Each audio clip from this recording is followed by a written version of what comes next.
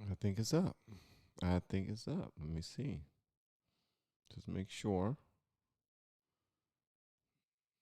Okay, let me go here.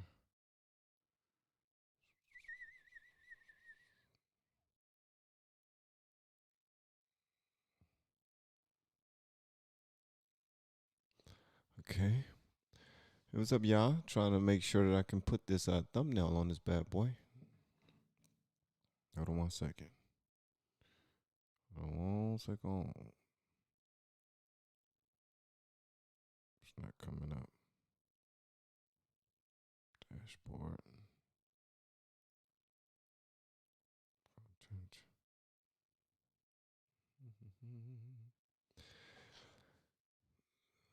Yay. What's up, gang? Hold on 1 second.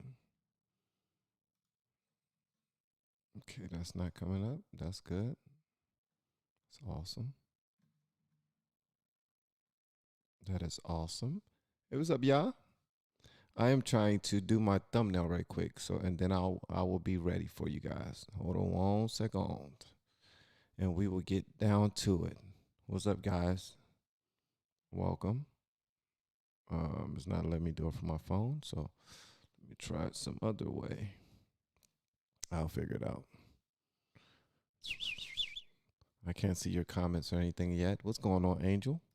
So and then I will be ready for you guys. Hold on 1 second. Richard Pride, the GOAT, and we will get down to it. What is going on? We are about to check out something together, man. I saw that Jeremy and Jesse Lee Peterson have some other way done an interview together, and I already know it's going to be awesome. I can't see your comments or anything yet. And I feel like doing some work tonight, and whoever is willing to join me while we check this out, it will be freaking amazing. So, and we will get down per usual, man. What is going on? We are about to check out something together, man. I saw that Jeremy and Jesse Lee Peterson have some other way done an interview together. Just got on Twitter, followed LFR. I already know it's going to be awesome. I can't see your comments or anything. It won't be echoing. I feel like doing some work tonight, and whoever is willing to join me while we check this out, it will be freaking amazing. All right, so is there still an echo?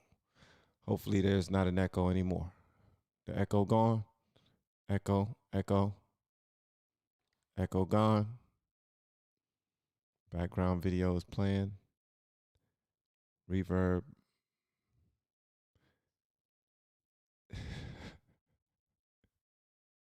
There you go. Audio lagging. Is there an echo, or did I take shrooms? Gone. Nope, no echo. Fixed. Y'all play too much, man. Y'all got me going crazy. Y'all got me going crazy, man. How's everyone doing? First of all, I want to say hi to everyone. I haven't been able to go live on YouTube for 3 months. Yep, 90 days. The strike has just now left, and I'm excited. And it's extremely late in the evening, and it's almost tomorrow. But I want to do this thumbnail before I move forward. Hold on 1 second. It's not allowing me to do it. I'm not seeing it. It's not showing up yet. Crap. Come on. What's going on? Okay, let me do it this way. Okay. I'll be ready in a moment, guys. You go and get situated. Y'all just hit that like button. Feel free to share this joint. Tell people that Van is live for the next 2 hours, 2 to 3 hours. We're gonna check out something really cool, and I hope you guys stay and check it out with me. If you have to go, I just want to say first of all, thank you for pulling up to say hello, and you have an amazing night if you can't hang out with me. Hey, Van, late Saturday. Everyone says hi back. What's up, Angel Rush fan, Suzzy, Crimson, Eric. What's up, Susie, Ray Stone, Steven, best auntie ever. What's up, guys? All right, so we about to check out something really good, as you can see from the title. I just need to make sure I put my thumbnail up because this bad boy is not acting the way I wanted to act. So, but we're going to get it done. No excuses. No excuses whatsoever. No excuses whatsoever. Okay, let me go ahead and do my thumbnail, and then we will be ready to rock and roll. All right. Let's go. All right. So again, man, I hope you guys are having an amazing day. Your weekend is going phenomenally so far. And y'all have shown somebody some love. All right? Because that's what it's all about, man. Life is way too freaking short. Gotta have somebody in your daggone corner. You know what I mean? All right, here we go. All right, so here it is right here. Let me go ahead and pull up the thumbnail so I can change this bad boy. Up. Okay, boom. Okay, here we go. Okay, give me 1 second. Trust me. I will be done in a moment.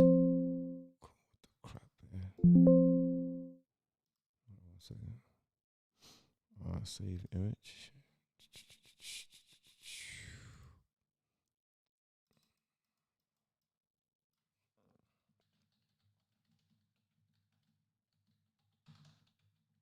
Hopefully this is not too big. That's what she said. Okay, that was corny. All right, so let's change this bad boy. It's almost done.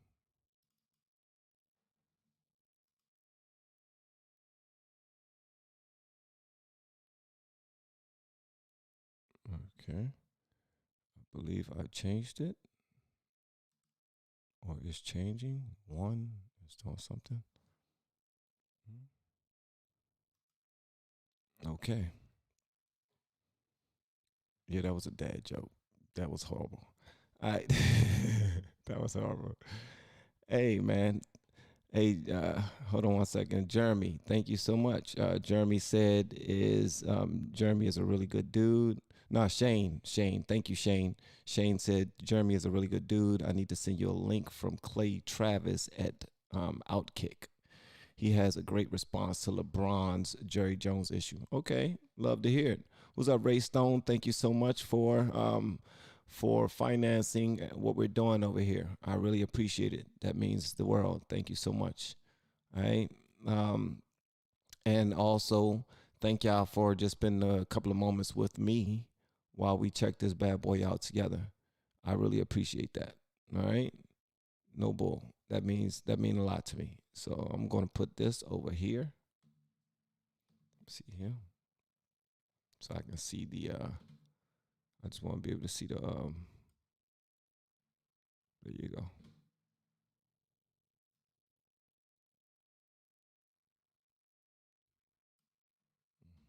Let me see here. Okay. All right, we're about to start in a minute. We got about to start in a second, guys. About to start in a second. Okay. Yep, we are starting in a second. Put this over here. Okay. Okay. Yep, we are starting in a second. All right. Pull this up. Let's get to it. All right. So as y'all can see inside of the title, we are checking out the new Jesse Lee Peterson conversation that he had with Jeremy over at the Quartering. Now, I know for a fact that a great deal of the people who support my channel are very well versed with the Quartering. Cool dude, cool guy. I haven't seen a whole lot from him. I've seen a bunch of his shorts, but not a lot of his long form videos. So this will be my first, and I already know that I'm going to enjoy it. So let's get ready to check this joint out, man. All right, hopefully we don't get any feedback or anything. Y'all let me know if we get any feedback. If we do, then I'll go ahead and make adjustments and try to fix it as fast as possible, okay? All right, let's get to it. Let me go ahead and don my headphones. Okay, here we go. All right, here we go. About to check out some.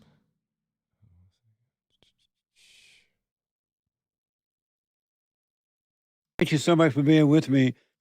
1 second. All right. Let the memes begin.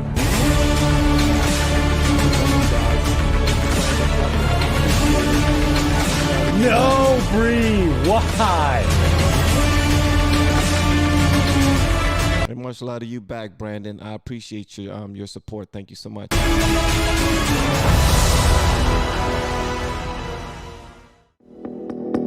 When times get tough, you need to get proud. No need to look backward. Put your feet on the ground. Stand up.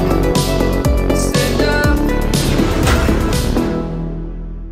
If y'all seen Welcome this to the already, don't Father spoil it for Stage. me. I am Jesse Lee Peterson. Thank you so much for being with me. Don't forget that the Father State is on locals.com. So click the link in the video description to support That's my guy, Jesse Lee Peterson, right there. that bass. I do appreciate it. I have with me an interesting guest, Called him Mm. Jeremy interesting. Hamberly, better known as the Hamberly. Quartering. He is an internet personality and content creator. Jeremy, thanks for coming on. Thanks for having me. I always thought one day our paths would cross, so I'm He's a glad cool guy. that we can share our time today. Right on, man. And so, cool guy. what is the Quartering? You mean like where does the name what does the name mean? Yes, Or right. yeah. So I thought it's kind of a reference to being drawn and quartered, in that the way when I started the channel, it was about the way media kind of turned from being about entertainment to pulling people in different directions. Yeah. When things we liked suddenly became politicized and things got torn apart. So it was kind of built kind of off that loosely. Jeremy, what's important to you personally? What's important to you? Family, liberty, and probably fairness. I think probably in general. I like that answer. Family, liberty, and fairness. Y'all said that my microphone is too loud. Family, liberty, and fairness. I like that. And shout out to Jesse Lee Peterson's flower shirt too, man. He came over that joint looking like a pimp, eating lobster and shrimps. You know, being super general, but yeah, I mean, a lot of things go under that umbrella, but it seems like everything seems to get boiled down. A lot of the arguments that I'm engaged in comes from a position of things being unfair, Yeah. unevenly applied, or something like that. When people say fairness, other than all the laws apply to everybody equally, you know, you do a crime, you do the time, right? No matter what the color is. I don't know what they mean by fairness. Life is what you make it. You know, if you don't get up and do what you need to do in life, then you're going to have to kind of, whatever you put out. How do people expect fairness? And what do they mean by that? Well, I think when I'm talking about it, sometimes you look at the modern political people talk about equality, maybe a better word, like they have equality of opportunity or equality of outcome. Right. And for me, life isn't always fair. You're not going to get your fair shake for it. That's certainly true. But when I talk about it, I'm just talking about from a way that, like, for example, in social media, the way the rules are applied. Yeah. Just like you said, look, if you're right, left, center, whatever, if there's a set of rules, you get banned, for example, from Twitter, then it should be applied evenly. When it's not applied evenly, then it becomes an issue, which is something that, you know, I've been fighting against for years now with basic social media platforms. So he seemed pretty cool to me so far. I've really never heard a whole bunch from him already, but he seemed pretty daggone cool, and that was an extremely fair answer that he gave as well. I understand that things don't always shake out, fairly for people, but I think when things are being enforced, it should be fair. Yeah. The one thing I have noticed, and speaking of unfairness in this country, is that in America today, white men, especially if they're Christian men, they get it worse, but they're outwardly being falsely accused, being discriminated against, call all kind of names, racist and things like that. How did that happen, and why do white men put up with that? I think that not all white men do, but I do think that there are some that do. And I think, at least from my perspective, when it started was maybe 10, 12 years ago, it kind of became like not just accepted, but encouraged to disparage white men. Yeah. I don't think anybody's above a joke. You can make jokes about white guys. That's fine. Yeah. But that wasn't really the case. You couldn't make jokes at other people's expenses. You still can't. Unless you one of them comedians that, like, you know what I mean? Comedians make fun of every daggone body. But I wonder why they've discarded. Well, I wonder why Jesse Lee Peterson decided to ask him this particular question about white men being attacked. That's interesting to me. But I like his answer so far. And I'm not sure exactly when it started, but I remember when it first affected me. I was a part of a card game community back in 2015 or 16. I started seeing some of this rhetoric come down the lines about first time I've ever heard of cis, straight male, this new words, you know? Yeah. And people were saying that white men should basically shut up and let everyone else speak because a bunch of white people run companies and therefore all white people are bad. And I thought it was really weird when it was like, well, wait a minute. We apply this logic that, like, just because somebody is black and they do something bad, that doesn't mean that all black people are bad. Why? That's right. That is right, sir. Thank you so much for putting that out there. Thank you so much, brother. Why are we saying this about white people, in particular men and straight men? But it just kind of became this accepted thing, and it was really weird. And I think this is probably 2015, like around when Trump was running, it became really mainstream. Right. And I'm not exactly sure what drove it, but I think it's why Trump won. You know, that was white men pushing back against this. You know, when you had Hillary Clinton say, oh, well, half of his people are, remember the basket of deplorables? Oh, yeah. Racist, whatever. I definitely remember that one. And I do know that that's a big reason why people decided not to vote for her. They thought she was being rude, and they thought that it wasn't really helpful. It wasn't helpful for anybody or anything. So they was like, screw you. You know what I mean? You're going to call us that? You're going to call us names? Okay, then screw you. Whatever, bigots, whatever. I think people are like, wait a minute. No, I'm not. And you know what? Screw you. I'm going to go vote for Trump now.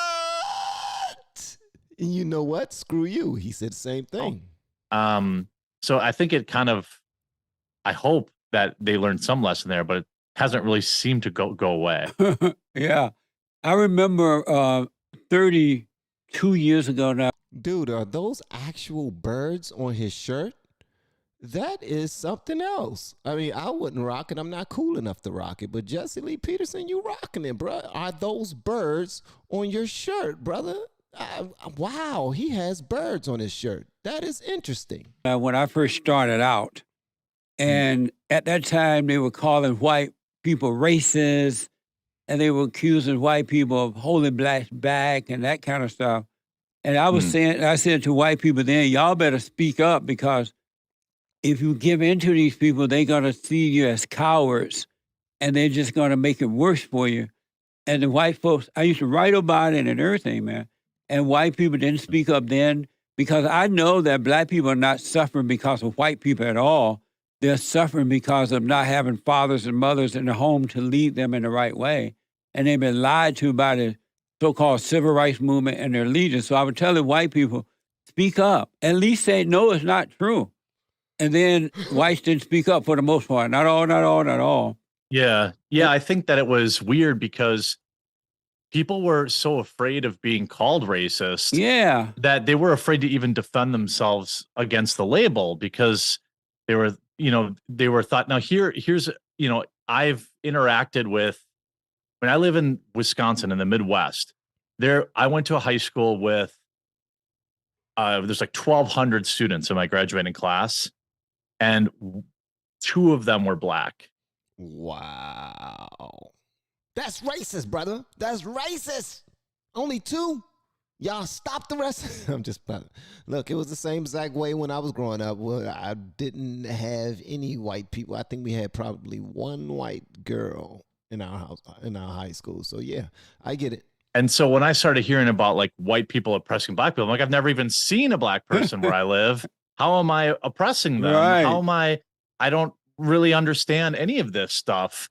Certainly I think at its core, individual responsibility is still a thing that is ignored. We saw this with, everybody, fighting the power by going to steal big screen TVs.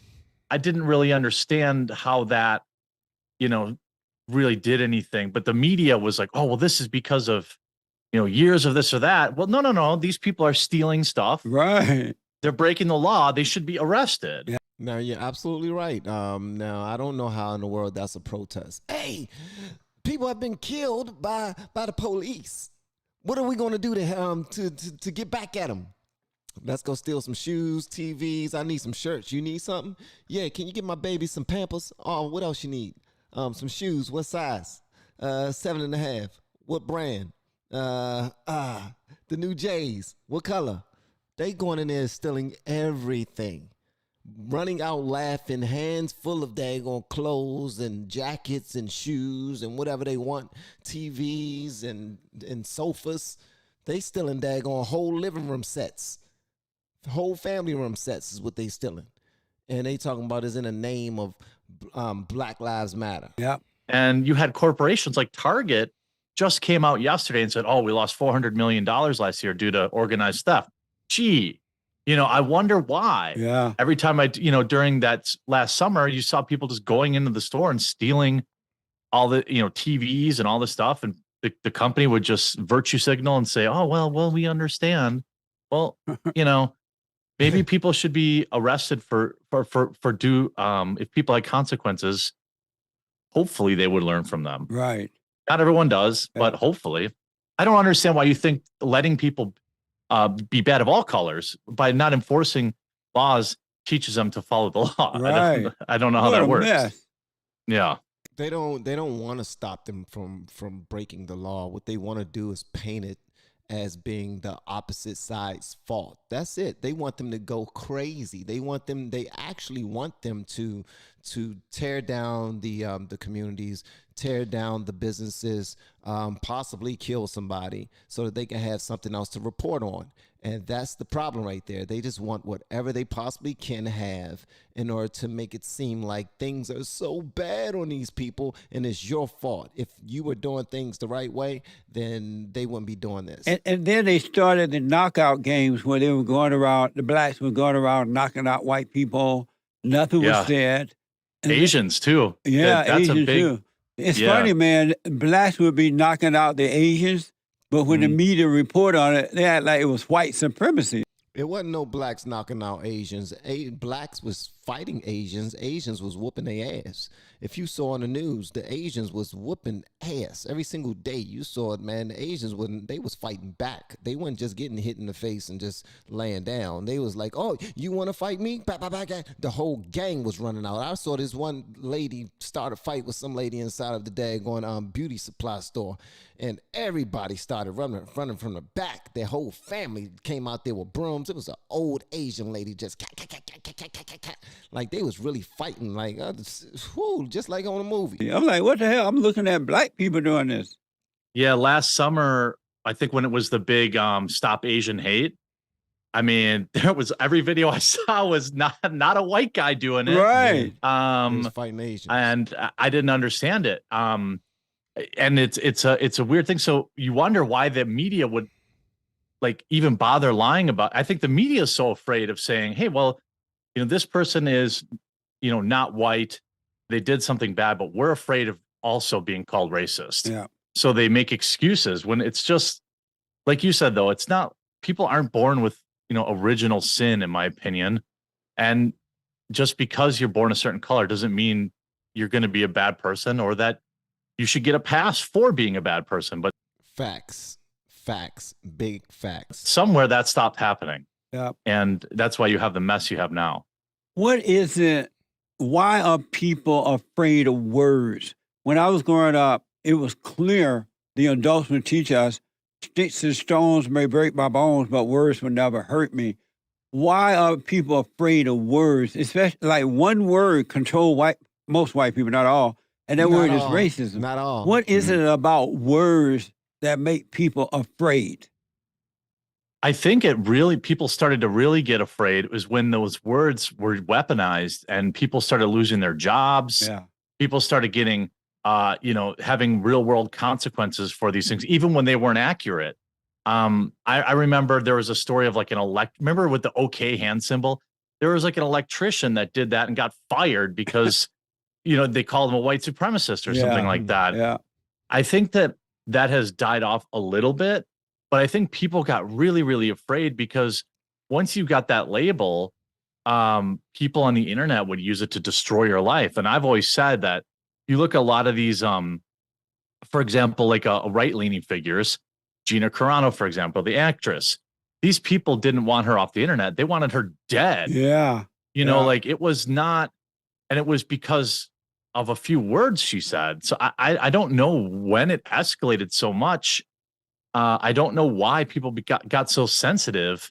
I think maybe it has something to do with kids growing up now and not having any real, a lot of real problems. It's pretty easy to be a kid nowadays. Yeah. No, it's not. Okay, Jeremy, it is not.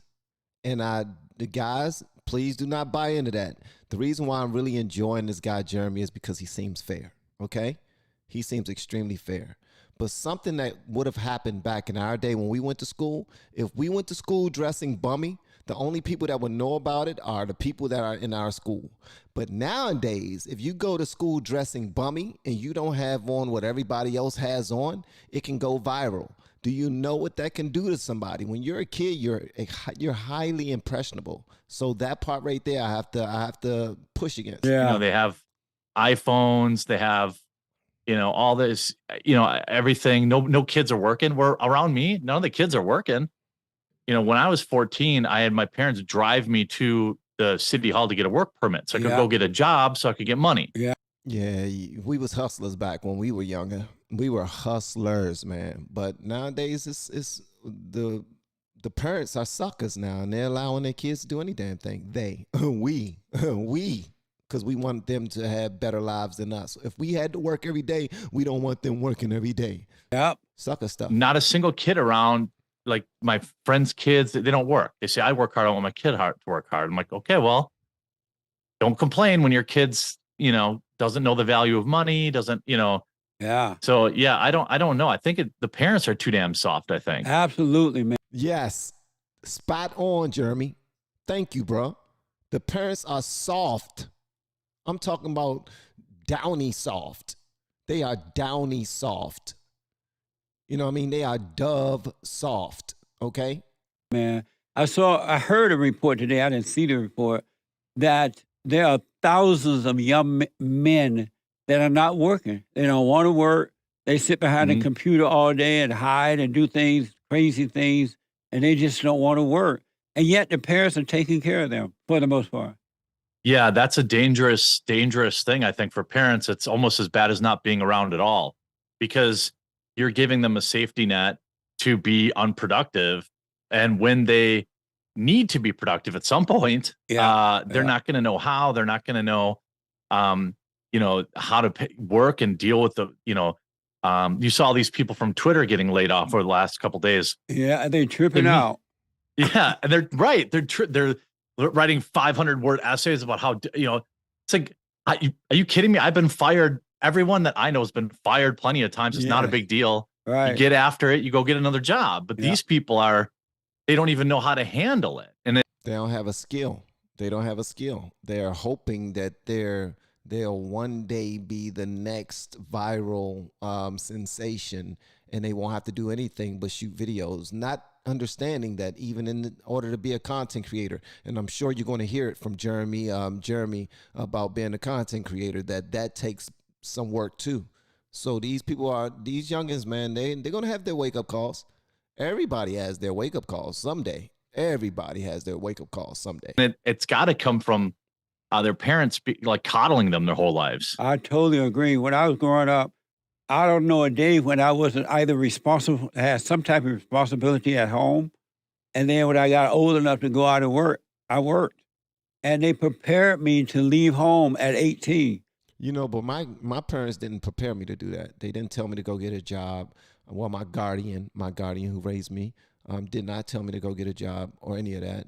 She didn't tell me to go make any money. She could barely find work herself, but I had to go out there and pump gas and wash windows, sell candy, do whatever I possibly could, bring home some food money, or for that evening, for that day, for school and everything, for school clothes.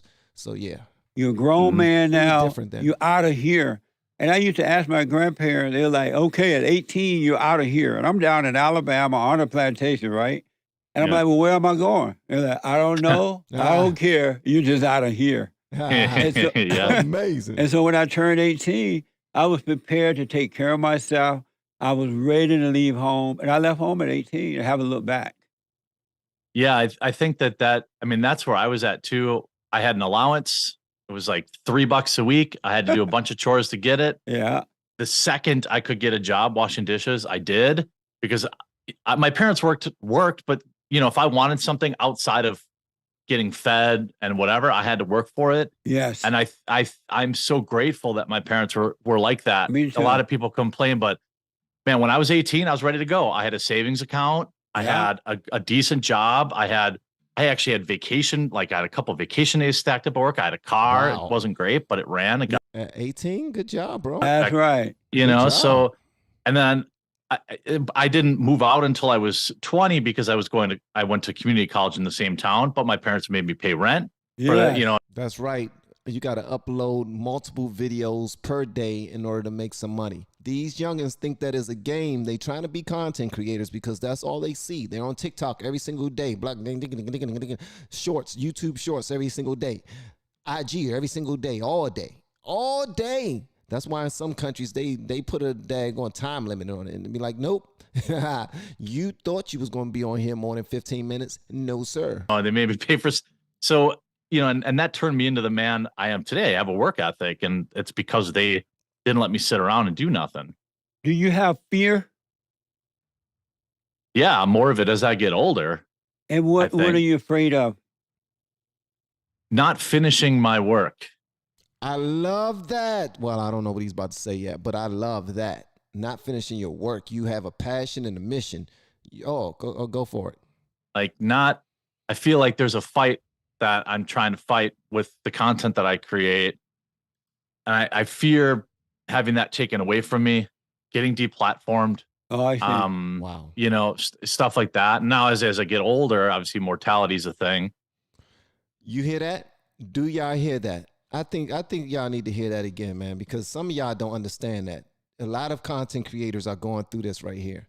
This dude said he fears getting deplatformed.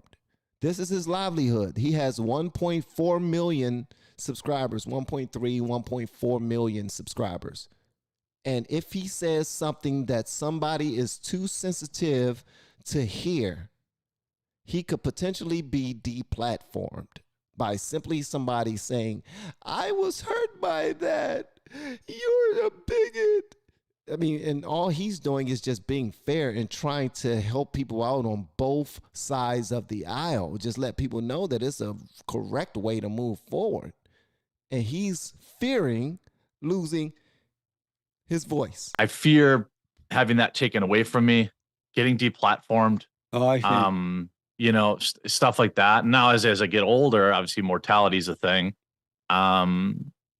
So I think about that kind of stuff. But Right. I think about, not doing enough or not having a chance to feel like, okay, I can walk away from this now. It's in a state where I feel it's, good. What was your purpose of starting your YouTube channel? And before we move forward, I just wanted to say to the people that's in the comment section, someone asked me, why not make my own videos rather than reacting?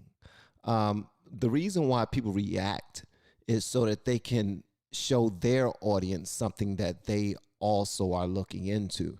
So I may have a different perspective on what I'm checking out. This might be something that you guys did not know was up yet, or you didn't check it out yet. And it could be a fun way for us all to check it out together. So that's why I'm reacting. I'm trying to introduce to my audience something that they might not have seen already, and also check it out for the first time myself.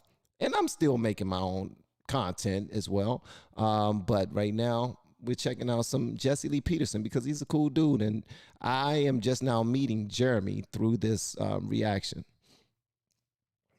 It was because I had always created videos to help people. I used to do videos about like repairing computers or remote control cars. Oh. But the reason I got into political commentary is because of this incident where I was playing this card game. It's called Magic the Gathering. It's a card game that's been around forever. It's like chess plus math kind of. But the community had like canceled. I got canceled for some opinion. I don't even remember what it was. It was so long ago. But I remember feeling like, I don't understand. They're saying these things to me that are calling me these things I don't really understand. Yeah. And so I kind of got trial by fire. You know, I learned about all the lessons that we learned that we know now, right? Like never apologize. Oh my God. Okay. He's giving out game. If you are a content creator or if you are thinking of being a content creator, he's about to give out some game right now. Because they don't want you. Doesn't help. You think apologizing is going to work, but they don't want that. Okay. You know, so I made the apology video where I was like, oh, I'm sorry I offended you. And then that wasn't enough. Right. Oh my God. I've done a couple of apology videos, man. That's when you say something and you trigger some of your audience, and you see that you're getting all these comments that people don't like anymore. They think you're being mean. They think you're being insensitive. They think you're saying all the wrong things and you're triggering your audience. And then you try to make up with them, let them know, look, I didn't mean it. I apologize. You're not supposed to say that. Thank you, bro. Right. And so I learned the hard way about this like cancel culture. It was in the early days of it, really, of the online cancel culture. I learned the hard way. I did everything wrong. And then I was just left kind of with feeling like I didn't have a voice. So then I started making videos about this kind of stuff and defending people who are getting canceled and trying to understand, you know, why, you know, people on the internet want to ruin other people's lives because they said something they don't like. I still don't understand it. So that's why I'm still working. It's amazing. I read online that you have on several occasions directed followers to harass your enemies online. And have you done that? Of course not. No. You have not done that. No. Nice. No. I think that the people that write that, what happens is just like you make a video, right? If somebody says something like Jesse Lee Peterson is whatever, and you want to respond to that. Yeah. Okay. And your viewers who are free thinkers and have their own individual responsibility, go to that person and say, hey, I disagree with you. And then they'll say, oh, well, Jesse Lee Peterson sent his followers. I feel like no matter how big or small a channel is, like, hey, thank you, Principal Jerson. He said a lot of YouTubers get buck wild once they get a taste of some fame and money. So then they start to sink, but some stay afloat. But there always comes a time for them to choose. You're absolutely right. There always comes a time for you to choose what side you're going to be on, what you're going to do, your next move, all those other things. Content creation is not as simple as these youngins believe. But I'm going to let them think what they want to think until they get a taste of it themselves. So Peterson sent his followers. I feel like no matter how big or small a channel is, like I'm going to clap back. If somebody says something derogatory about me, they're a journalist or they're whatever, I'm making a response video. And, you know, it wasn't a big deal when I was a smaller channel, but as I got bigger, now it's like, oh, well, hundreds of his viewers came over and called me an idiot. Well, maybe keep my name out of your mouth then. Or maybe don't lie about me. I like that. Maybe keep my name out of your mouth. You hear that, people who beefing with LFR family?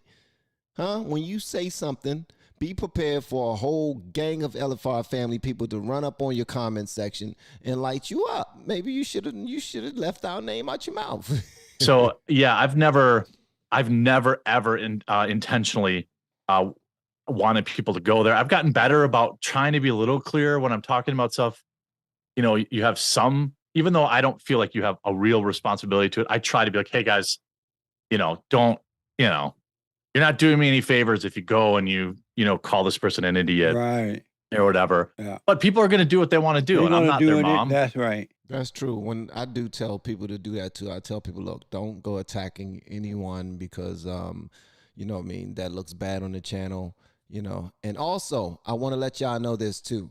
I never tell people to follow me on Telegram. Please do not believe any of the people that's in the comment section asking you to send them money on Cash App because you will win $1,000 or something like that. Someone have reached out to me after they sent me $100 on Cash App because there's someone posting videos, posting comments as LFR family on Telegram. I am not on Telegram, and I will never ask you to just send me money, okay?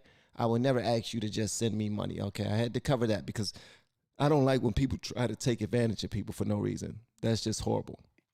So You can't do it is anything what it about is. that. No, they're always going to do it, and I don't think that that's a good enough reason to just let people lie on you. That's right. So I've always thought to myself, or I've always defended myself against that kind of stuff. What do you think about Elon Musk now that he's bought Twitter, and they're trying to destroy him now? They're really going after him. Yeah. What's your opinion about that? Do you think he will succeed at this, and will it become "quote unquote" fair and balanced? I think he will absolutely 100% succeed. I think that maybe he and I would define success differently. Hold on 1 second. Now, I just now got a super chat saying that Jeremy is not being honest right now about bullying people because he posted inappropriate pics of someone he had beef with. And the person deserved criticism, but he went a little too far. Thank you for that info, Jenny. I appreciate that. And thank you for the support, too. I appreciate that as well. Ray Stone, thank you so much for the super chat. I really appreciate that. But I think he will. I think he's got a proven track record of, running pretty, pretty big, pretty successful companies. Yeah. The guy puts spaceships in space and lands them on boats in the ocean. Pretty sure he can handle a stupid social media app. I agree. I think what's been great about it is exposing, just like you said, everyone's coming after him. Quite frankly, it's the Democrats or people in government and the mainstream media. Yeah. And by them attacking him like they are, but advertisers need to drop him, this, that, and the other, they're trying to cripple him because they know that Twitter was always a very valuable tool for them to spread their message. Facts. They're still going to try to do it, but they're trying to shut him down, shut him up because they trying to paint him as an idiot. They trying to act like Twitter's not working properly because he's over there now at the helm. They're trying to act like he's messing everything up. They're trying to act like he's saying that you can have free speech even if it's hate speech, which he is not. He's still cleaning things up over there, and he's having fun while doing it. Like he's picking on people, he's trolling people. He's been a happy nerd. That's what he's been, a happy nerd. Shout out to all the smart people in the world, man, because I used to be ridiculous when it came to smart people, man. Yeah. And now that it's privately owned, they can't do that. I think you're really seeing the flailing, the kind of the desperate attacks, because they know that. Because Twitter, in my opinion, has always been skewed to the left. Yeah. Has always unfairly penalized right-leaning content creators, and I believe has pushed via their trending tab whatever issues they think are important. If you go on Twitter and it's like, it's always the same like woke crap on the right side, whatever's trending. I'm like, there's no way 200 million people are talking about this. This isn't news. So I think Twitter really did its part to try to be social justicey and instead of just being a platform. So I think Elon will definitely succeed in removing that. I think he'll add a lot of features to it. Will he be able to fight against, the entire establishment? That's the fight. The technology part of it, I think he's going to be fine. I don't think I don't think he's going to have to fight against the establishment, because I think that they are meat riders and they will go wherever the trend is. If the trend is, okay, we're going to back up off them a little bit and try to play the game differently, that's exactly what they're going to do. But if he continues to speak up for their enemies, then like if he says nice things about Trump, they're going to have issues with him. Period. That's just period, because apparently Trump is their kryptonite. Trump is their kryptonite. And what is Ree? I keep on seeing people write Ree in the chat, in the chat. Ree and something called salty cracker. So what is that about? Yeah. But once all the hit pieces start, keep coming out. I mean, just look at it now. They're coming out 20 at a time. It's amazing, man. That's amazing. I can't. It seems as though a man like Elon Musk and Donald Trump, they don't seem to have fear. And if you don't have fear, there's no way you could be stopped at anything that you do. I agree 1,000%, Jesse. I agree 1,000%. And thank you so much, Angel. I really appreciate it. But if you have fear, then you can be controlled if you have fear. Yeah, I think that's fair. Elon definitely does not fear anything. Now, having, $200 billion in your pocket does help reduce fear a little bit. Yeah. But, I think that you're right. I mean, I think that that's one of the things that attracted a lot of voters to Trump, for example, the first time he ran. Right. Like, he didn't Thank you, Shane. give a crap. He was like, whatever, and he'd be on national TV and call Rosie O'Donnell a fat pig. Like this. You wouldn't see that coming out of a president now. But yeah, he cut her tail up. She shouldn't have opened her mouth and started daggone talking about him. And then she didn't expect for him to fire back like that, and he did, and she was embarrassed. And every single chance he get now, he does it even more. Yeah. What makes them good can make them bad. When you don't have fear, then you make more mistakes. Fear can be guiding, I think, as long as it's well managed. But thank you, Jackie. But a guy like Elon he really doesn't care. Like, he went into Twitter, he fired 4,000 people. He fired another 3,000 people Monday, 1,200 people last night. Everyone's talking about how Twitter's going to fit. Twitter's been working fine all day. So I have no idea what these people were doing. He fired all these daggone people, and Twitter is still running like a well-oiled machine. What exactly was their jobs? What was their jobs? Like, they were just eating money from daggone Twitter, just taking money. Yeah, I can't imagine, and I don't know what's going to happen with Twitter, but I can't imagine anyone will honestly think that Elon Musk is going to fail at Twitter. And they have to not know his history for them to be thinking that, or they're just outright lying to themselves, trying to make themselves believe and hope that he won't make it. I can't imagine anyone thinking that he wants to succeed at this. I want to say, for everyone that's watching the live right now, thank you so much. I really appreciate you hanging out with me. Especially last minute. I didn't post, but I've been down for 3 months not being able to go live because of a strike that we received. And thank be to God that you guys prayed and kept supporting and everything like that, and kept the channel going well. So thank you so much, and thank you, Sko, for that super chat, and you too, Toab. I appreciate that. Or Tob, I don't know how to pronounce that, but thank you. Yeah, that's exactly. I 100% agree with that. I tweeted out earlier today something like, these people are either total morons or willingly lying. Yeah. Like, Twitter's going to be the easiest thing Elon Musk has ever done. Yeah. He's got Tesla. He's sending spaceships to space and Right. landing them back. Put up Starlink. I'm talking to you via Starlink right now because I live in the country, and the idea that He's talking to you via Starlink. Now I got to look up Starlink. What's Starlink? Never heard of Starlink. Now I got to look it up. Now, what is it? If the Quarterling uses it, then I need to use it. And I don't know who Salty Cracker is. Matter of fact, I'm going to stop saying that, because that seems a little, it seems like hopefully I'm not disrespecting any white people when I say that. But they want me to check out his channel. he's not going to succeed at a stupid computer app is insane. But there's like hundreds of thousands of people on Twitter who are like, oh my God, Twitter's going to die any day now. It's all over. It's like, No. I just like you, I am baffled as to why they would think that. I have seen even Thank you, so-called Jackie. experts saying that And I'm like, these experts are totally lying. They're trying to deceive because they don't like Musk. They don't want this to work. There's no way they believe that it's not going to work.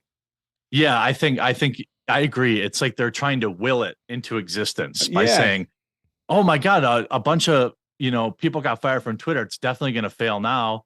They're going to be saying this like they said it when they first laid off 3,000 people. Then they said it again when he laid off the 3,000 contract workers. Then they said it again last night. Hey, Brad, thank you for hanging with me, man. I really appreciate you being around for so long. It means a lot. It's like at some point, they're running around like Chicken Little. Yeah. And the app just keeps working. I have real big questions on what the heck these thousands of people were doing every day at that place. If I were an investor and I had been giving them my money all these years, I'd be like, wait a minute, you fired 7,000 people out of 11,000 and everything's still functioning? What the I would get the IRS to look into the old company structure and see why they were paying so many people all of the money they was paying, because it just makes sense that they will funnel. Well, I'm not going to use words like funnel because that's negative, but we got to figure out some reason why they had so many employees, but they don't have those employees anymore and things are still running smoothly. I don't get that. That's a good point, man. Absolutely. If they didn't believe Musk was going to work, this is going to work, they wouldn't be trying to stop him. They would just go their way, go by their business, and let Musk have a little fun with his little toy. But they don't really believe that. No, they don't really believe it. And thank you so much for the donation. Who was that? Daryl 90210. I used to watch 90210. He said Salty Cracker does awesome short videos daily. Okay, I'm okay. I'm gonna check him out. Salty Cracker. Thanks again, Jackie. I appreciate you. Also, I heard, I don't know how true it is, but there's some saying that he's going to be Twitter will become an alternative to YouTube as well. Yeah, that's high on his list, is to bring long form monetized videos, which I think is a great idea. I mean, I can't believe Twitter didn't do it 100 years ago when, right. Look how big TikTok is. And those videos aren't even monetized. And it's, and many people believe that app is not good for this country.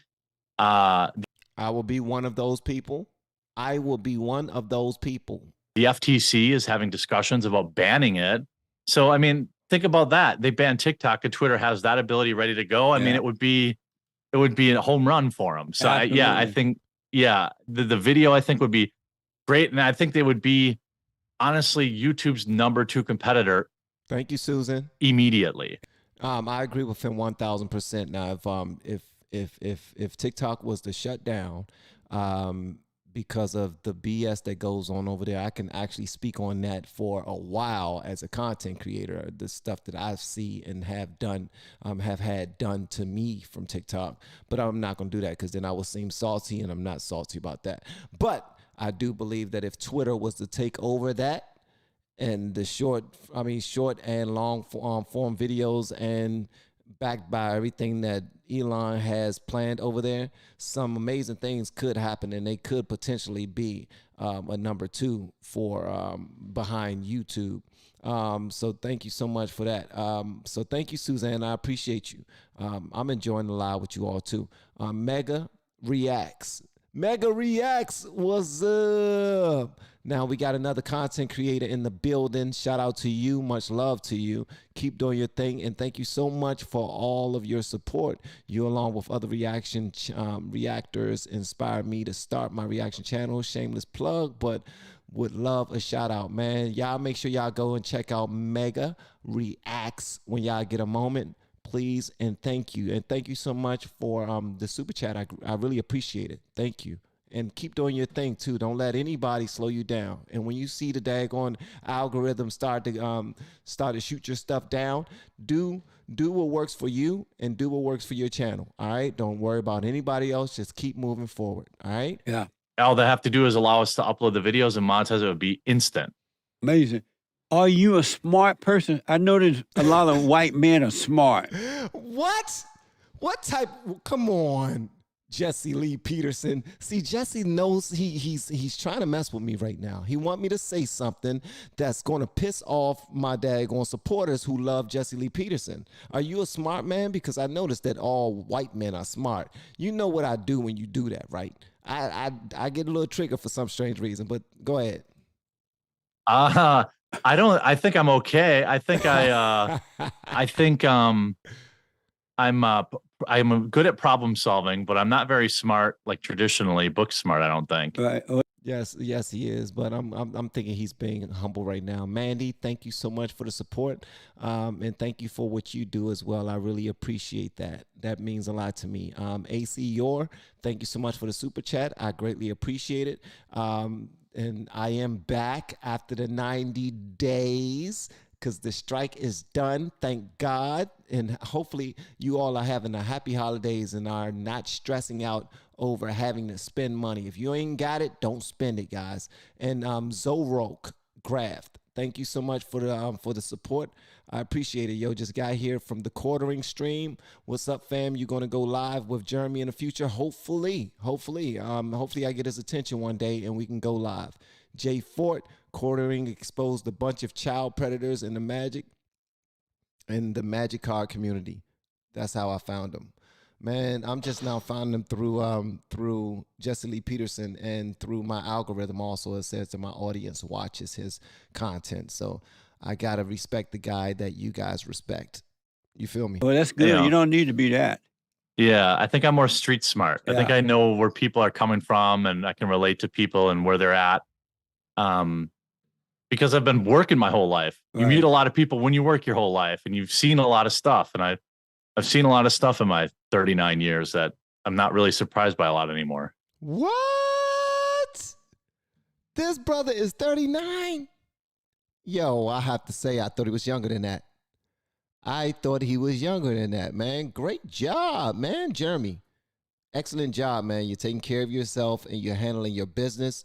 And I respect that, and I look up to that, and hopefully some of that will brush off on this channel. Come on, send some good vibes over here. Woo! Good vibes sent over to the LFR family from the quartering. Thank you so much. Karen, thank you. She said, there's no way that the current IRS will investigate their comrades. They're too busy going after people making $600 or more off online apps. Wow. Are you known for the statement, get woke or go broke?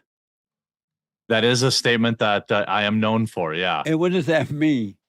Well, essentially when a company gets woke, like, when they virtue signal and all this kind of stuff, you go broke. You alienate half of your customer base. Right. I never really understood that. I know it works for some brands. It obviously must.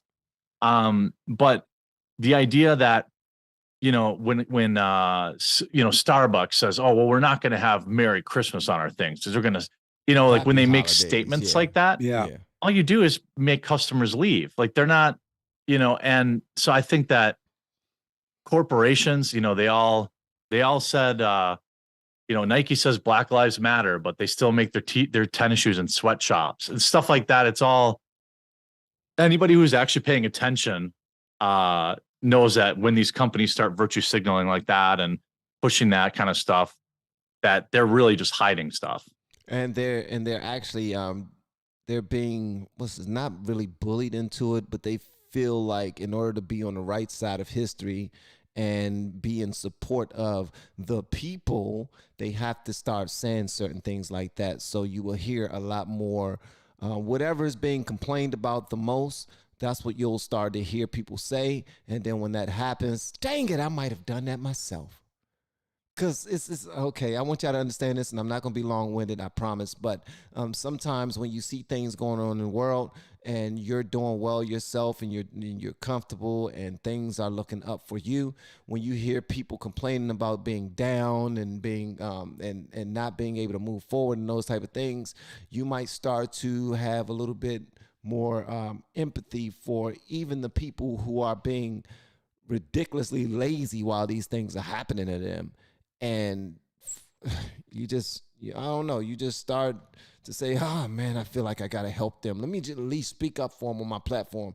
And that's not a good look, because you need to let them know that they need to work just as hard as you worked to get where you are, and that things will look up as long as they're not constantly playing the victimhood game. If they're constantly playing that victim game, then they're going to constantly lose, and you can't be losing. You can't lose with them. How can you help them if you're not helping yourself first? They're trying to hide all that. So it is more of a hope when companies decide to turn against their customers that they go broke, because they should just sell the coffee, or you should just sell the hot dog, or you should just make your t-shirts, or you should.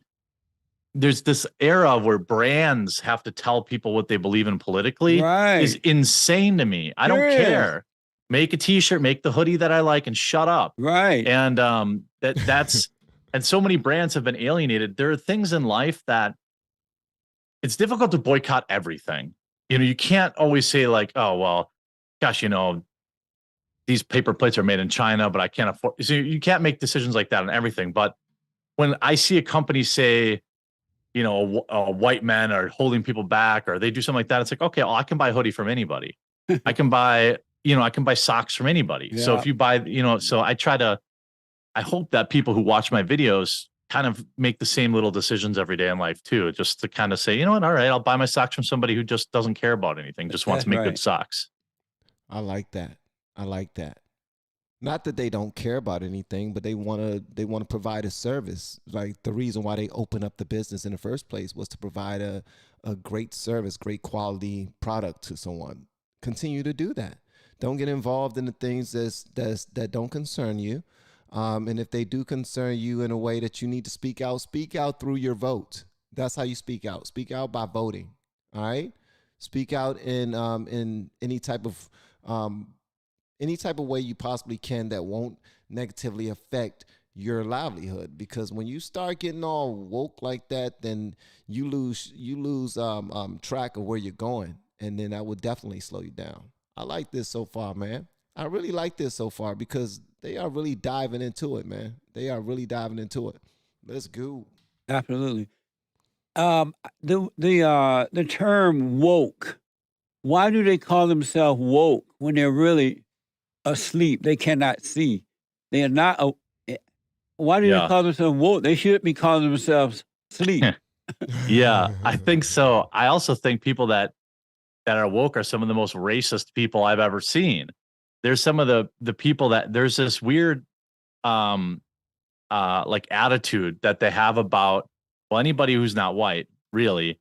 They treat them like they can't fend for themselves. Yeah. And they need protection. Yeah. They have the white savior complex. And I don't know about you, but I can't think of anything more racist than thinking, oh, you're black? Well, let me help you. I'm white. How can I help you? Or to say like, oh, well, he's black, so he needs extra this or extra that. That's a completely racist. Yes. So I think that the woke thing is like, maybe it started in the black community. It probably did. And when it like actually meant something, but then like many things, it was co-opted by white women. Yeah. And they're the ones that are truly, I think, doing more damage by telling groups of people that, no matter what you do, no matter, you're always going to be under the white man's thumb. You're always going to be. It's no wonder that people grow up and don't want to try, if that's the kind of messaging that they're getting. I hate hearing that, bro. Thank you so much for covering that, Jeremy, because I hear that so much, man. It's like sometimes you got to take up for it. I be around my own daggone like family members and friends and just I could be at a barbershop or a beauty salon or, at the grocery store. I could be anywhere. And that conversation will come up like, man, it all comes from somebody asking somebody, hey, how you doing? They be like, man, I'm trying to make it, but it's hard doing it, being black, you know what I mean? It's, when you one of us, it's hard for us to make it. And, if you one of them, they do whatever they want. But me, it's hard for me to do it. So I'm just going to go ahead and just keep praying that God get me through. Like, it's always like, I'm losing, but God is going to help me, I guess, find a little sunshine at the end of losing. No, you're thriving, you're living, you're surviving. You're in a country that don't beat your ass for having a difference of opinion. You know what I mean? You're somewhere where you can thrive and not be at the bottom where you got to complain about somebody. You can actually be winning and not have to complain about somebody. I told y'all before, if you're racing anybody, but you're the one that's looking back, the person that you're racing is going to go right by you because you're going to clip up over something. You're going to fall in the ditch. You can get hit by a car. You don't know. Stop complaining so much, man. I like that you said that, Jeremy. Absolutely. You know, you make a very interesting point. I don't know how the blacks put up with the catering that they get because, and this is on both sides. Hey, thank you so much. My cat name, my cat's name is Karen. I'm glad you're having a better day so far by checking this out, and thank you so much for taking the time to hang out with me. That mean a lot to me. Hopefully, your evening gets better. Put up with the catering that they get because, and this is on both sides. I would be insulted. Yeah. The conservative and liberals, the Republicans and the Democrats do the same thing with the blacks. There's these shows I watch sometime, and I notice whenever they have, with the conservative, whenever they have black guests on the show, they're like, oh, they do love they love their token black person who's a conservative, you know? Yeah. Oh my gracious. Yep. And guess who has to deal with that? Let me put this down a little bit because I can't even see my man's face. I apologize, Jeremy. Some people who are on the left, they say that to me. They say that I have been deemed the token black on YouTube. I've seen somebody post like crazy long comments tagging me saying that, you know, myself and a whole bunch of other reactors, black reaction channels are doing conservative news, and we're reacting to conservative information, and they're using us. The conservatives are using us. Republicans are using us. Google is using us. The white man is using us. Everybody's using us as their token blacks doing reactions. And man, I've heard that so much, and it kind of blows my mind, man, because when you talk to them, when you snap back in a way that you're naturally capable of doing so, before God helped you get a little bit more poised and know how to play chess and know how to speak in a better manner, you know what I mean? It's a problem. Yeah, I'm like, shut up. It's just a person. It's just the same as it would be anyone. But even the conservative treat the blacks like they just licking their boots, man. And I don't know why the blacks would want to be treated that way, because it looks like you can't do for yourself. It's like you soft toilet paper or something. Yeah, I mean, well, look what they do to, you know, black Republican politicians. Yeah. You know, they try to remove their blackness. You know, they'll question their blackness. And, you know, that comes from the black community, not the white community. Absolutely. Thank you for pointing that out, bruh. Thank you. I told y'all, man, me and Jeremy, bruh, we are eye to eye, man. I don't know how many times you said something that I said exactly almost the same way that you said it. Who's the guy in California? Larry Elder. You know, like this dude is, you know what I mean? He's real as it gets, but you know, so I don't understand why they put up with it. I think it must be people who are opportunistic and are okay with it and are looking to advance their career. I feel like people are smart and they would know that they're being tokenized, which is what they, you know, they would know that. I think that Republicans are really like, oh, we've got to get, if we bring black people on, then people can't call us racist. Yeah. That is true. If we have a black friend, they can't call us racist. If we give a black person a high-paying job, they can't call us racist. If a black person is the face of our party, we can't call them. You can't call me racist. The same daggone dance all the time, man, and people don't even know that they're doing that, and that's unfortunate. I hope some of the friendlies hear this right here and they change up what they're doing, because we can see what you're doing. The veil has been pulled from over your eyes. Yeah, we do, you know, and so they overcompensate, rather than just worrying about getting the right people on for the. It's like there's this thing in the conservative space too. I don't know when it started, probably 2018, 2019. Suddenly there was all these like beautiful conservative women, and they were like rising to the top. And I was like, oh, they're just models. They're not really conservative. They're just pretending to be because it's an opportunity. So I don't know even who to trust anymore, really. I just try to take them at their word and try to figure out if they're full of it or not. That's right. He said, try to figure out if they're full of it or not. And Jackie Lawrence, thank you so much for your super chat. Jackie Lawrence's super chat says, if you are at the bottom, look in the mirror to your heart and soul and figure out why. We all mostly start at the bottom, but if you are still there after years and years, well, then time to do some inner searching. She is absolutely right. Get up, get out, and do something. Facts. And what my man said about Dinesh D'Souza, you're absolutely right. Thank you, Jackie, for saying that. People need to hear that one. You yeah, man. It hasn't. I want you to know that it hasn't always been that way. When I was growing up, I'm older than Israel. Did I tell you that? Dang. Israel was created. I just found this out today.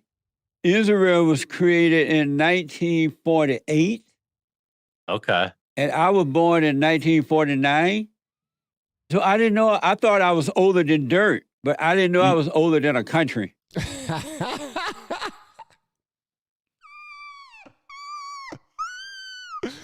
Oh my gracious, bruh. That right there is going to be what I'm going to title one of my videos. I always thought I was older than dirt, but I never thought I was older than the country. That was nice. Hey, that was good, Lee Peterson. Listen, that was good. Yeah, dang, Jess, you look good though. You're holding it together, all right. What? Black don't crack. I heard that. Yeah. So I hope this is true. In 2020, you would drop from some of your sponsors after tweeting "All Lives Matter" and other conservative statement pertaining to Black Lives Matter protesters' riot. Is that true? Yeah, there were some tweets that did not. Yeah, there were some sponsors that left Good when for I you, said man. that. Yeah, Right on. Wow, they got up out of this simply because you said all lives matter. Wow. But you can go to people's IG channel. You can go to people's IG pages, people's YouTube pages, Facebook pages, and you will see hashtag Black Lives Matter underneath their posts, and people love them. Oh, I love you for saying that. Yay. You go, girl. Yeah, I appreciate it. Right yeah. on. There's certain things that I just can't take the, like, I wish that everyone would look at their own community and try to, like, tweeting stuff on Twitter is fine, but like, man, like I keep getting told that that it's community, that there's problems in certain communities are my fault. And I was like, I'm not even a part of that community. How am I supposed to fix it? That's How am I right. responsible for it? Yeah. I don't, I'm just a guy. And You fix it by posting a rainbow flag underneath your profile picture, or you fix it by posting a black box or Black Lives Matter hashtag. That's how you fix it. And you got half the media saying, well, you're the reason. People that look like you're the reason. It's like, dude, I don't want anybody to get, have gang violence affect their life. I don't care what color they are. Yeah. It's so stupid. And the whole Black Lives Matter thing was just, plus, oh my God, who didn't know that the organization was going to turn out to be a total scam? Yeah. Like all the money they took, all the tens of millions of dollars that disappeared, and their founder moved into a 99.7 white neighborhood.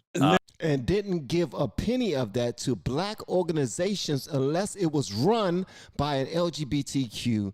Oh my gracious. Oh Lord, you're not going to get me talking about that again, because I got in trouble last time I talked about that. People was upset when I talked about it, talked about that at length. They didn't give a damn $5 to a black organization. They claim that it was for Black Lives That Mattered, but they gave it to nothing but transgender groups. Oh man, don't get me talking about that. Listen, greatest lie ever sold. Go look at that. Go look at that. That's all I say. Go look at that. Not right now. Wait after this live and then go look at greatest lie ever sold. Matter of fact, look at my reaction. Hound the hog. Yeah, right. She took all that money. She moved to a white neighborhood. I don't know what she's done for the black community. Nothing. But profited. Nothing. And do you know how many people got shot and killed since she was investigated by Candace? You haven't heard anything from Black Lives Matter. They have not been around. When's the last time y'all cited there was a Black Lives Matter sighting? That's like seeing a daggone alien nowadays. If you see a Black Lives Matter sighting, it's like seeing a white deer. I wonder if Black Lives Matter, once you got all that money, why did she move into the hood? That's a good question. Do the work where the people are. Right. Why are you gonna go and move into the enemy's neighborhood? You know what I'm saying? Yeah. In their mind. But I do want to tell you that when I was growing up, it wasn't like this for the blacks. Blacks were independent, individual thinkers. They worked for themselves. They have families. It was an embarrassment to get a woman pregnant out of wedlock. They would have to go in hiding. And when I was growing up in Alabama on the plantation, that was the Jim Crow law existed, but it didn't hold us back at all. And because we knew that the Jim Crow law was about the Democratic Party not wanting blacks to be a part of the Democratic Party. And that's why the Republican Party was started by blacks and whites, because blacks were not allowed into the Democratic Party.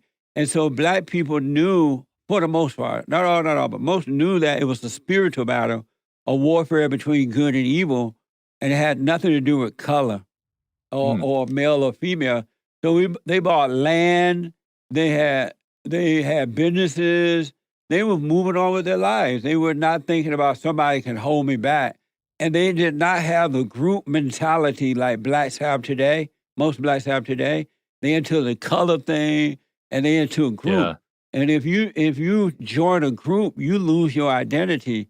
But if you stand as an individual, you maintain your identity and you do what you want in life without somebody holding you back. Thank you so much for the donation, Jackie. She said, did not some donors ask for their money back? I need to look into that. I didn't hear that. I will hope that some of the daggone donors asked for their daggone money back. I hope for a lot of them did, and I hope they press charges if they don't get it. But Lee Peterson he's on point when he's talking about the people of old. Now, I can't speak too much on it because I don't like to run my mouth on things I don't know too much about. I can only speak on what he says and what I've learned so far. Have I ever had desire to go and look into the olden days by myself? No, I have not. Not unless I was studying for a particular bit of content that I was doing. But because I'm not a very studious type of person, I say that. Sometimes I get a little nerdy myself. But he's on point, man. He's just letting us know that we could still be on track as black people if we made up our minds to do so. We have far more resources than we've ever had, far more freedoms than we've ever had, but we're doing far worse. I don't understand that. Yeah, I think that there needs to be, like, collectivism is bad in almost all forms. And I think that it starts with, families, fathers staying in the home. And really it comes back to individual responsibility. You have a kid, now you stay and you take care of that kid so the kid doesn't grow up on the streets with bad influences, and it's just, these things are so simple and backed up by data, but nobody can say it. Hey, thank you, Storm Montpelier. Nobody says what is so obvious. If you have 15 kids from 11 different moms, how are you going to be a dad? That's right. Oh, my gracious.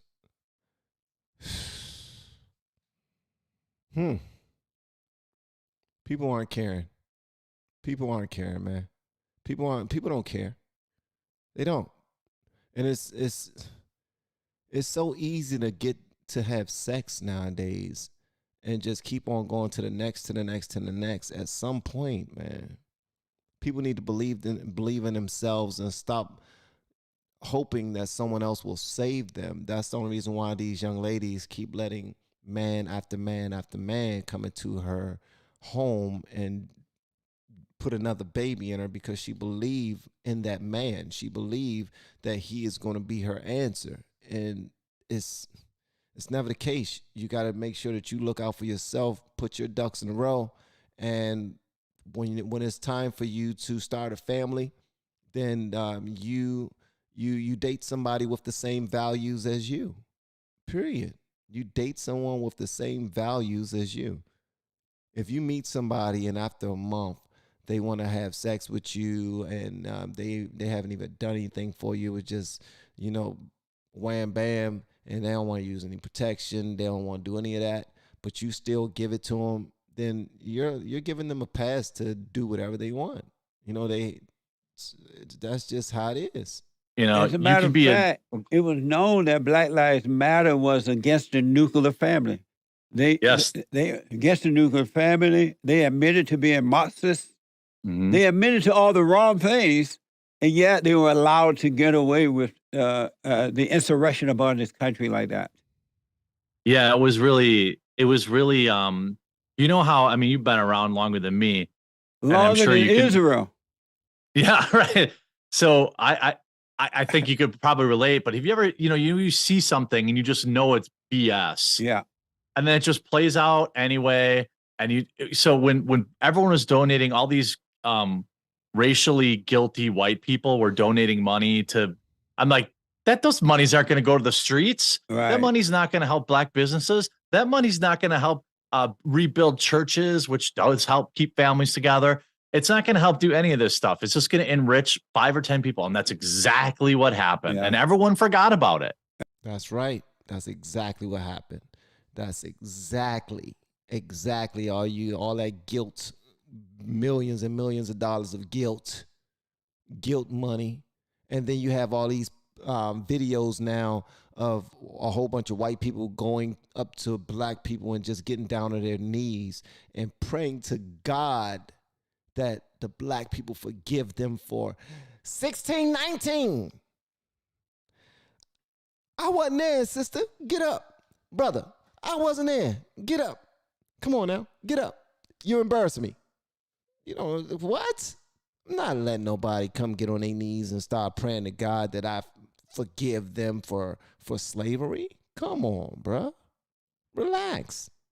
Like, this is the ridiculousness that Black Lives Matter used as a tool to get money out of these daggone idiots. Relax. Yeah. Are they investigating that Patrice Cullors? No. She's got 3, 4, 5 homes. Nobody cares because they got to feel like they could go tell all their other white liberals that they gave money to help the Black community. What a mess. And so, are you a Republican? I voted. You voted stuff. Do you tend to vote Republican? I voted. I'd say. I voted all ways. I've only voted 4 times, and it's been independent, a Republican, and a Democrat. Yeah. So I lean conservative, but I don't always vote Republican. Oh, okay. I was when I moved out here to California, I became a Democrat. Because all the Blacks were doing it, and I didn't know it better. I was young. And but when God forgave me and changed my heart from anger to love, I went and read the platform of the Democratic Party, and nothing was about God. It wasn't about God, family, or Constitution, or freedom, or anything. And I noticed that they had no respect for Black people at all. They felt like, and still do, that Black people can't make it in life. They need welfare. They need the Democratic Party. Well, that's how you secure votes. Right. It's about control, right? Absolutely. Here's some free handouts. If you don't vote for us, this other guy's going to take them away. I know. You don't want that to happen. Yeah. So I went and asked God. I'm like, God, you changed my heart, and I really appreciate that, but I need one more favor. And he's like, well, what is it? And I said, well, you changed my heart, and I can no longer identify with the Democratic platform. This is what you said to God. Can you forgive me for being a Democrat, right? And he was like, yeah, sure. And so, Yeah, that's an easy thing to forgive. Yeah. and so I read the platform of the Republican Party, and it was about God, country, Constitution, freedom, and those types of things. So I started voting Republican. But now the Republican Party is starting to look like the Democratic Party. So That's a I don't know what concern. I'm going to do. Yeah, that's how I feel too. I feel a little concerned with the Republicans. They've got away from the core traditional values. And I'm not sure either. I'm not sure, who's going to even run now in 2024. Yeah. Trump's there, but I'm sure others will run. Yeah, I feel the same. The Republican Party is kind of in a transition right now, and they need to rededicate themselves to kind of what made them Republicans in the first place. Absolutely. The Great White Hope has announced that he's going to run, so I'm definitely for him. Let's see what he has to say today. Okay. For every one new regulation, 2 old regulations must be eliminated. My man pulled out a Trump toy. He pulled out a Trump toy, and the Trump toy actually gave a little speech. Wow. Shout out to Jesse Lee Peterson, man. He literally pulled out a daggone Trump toy, man. Nice. Yeah. Amazing. I watched his did you watch his speech on Thursday? I did. I thought it was good. Yeah. People said it was low energy. I didn't get that. No, I thought it was just measured, and he's got an uphill battle. Oh, he's got to stay away. Like if he just doesn't talk about the election, I think that would be, he's got to be careful about giving the left as much ammo as he did last time. Like don't talk about the last election, just focus on the issues, focus about how terrible this country's been in the last 2 years and how great it was the previous 4. And I think he's got a fair shot. Well, he's a smart man. He's already been there in government. He knows now how everything goes.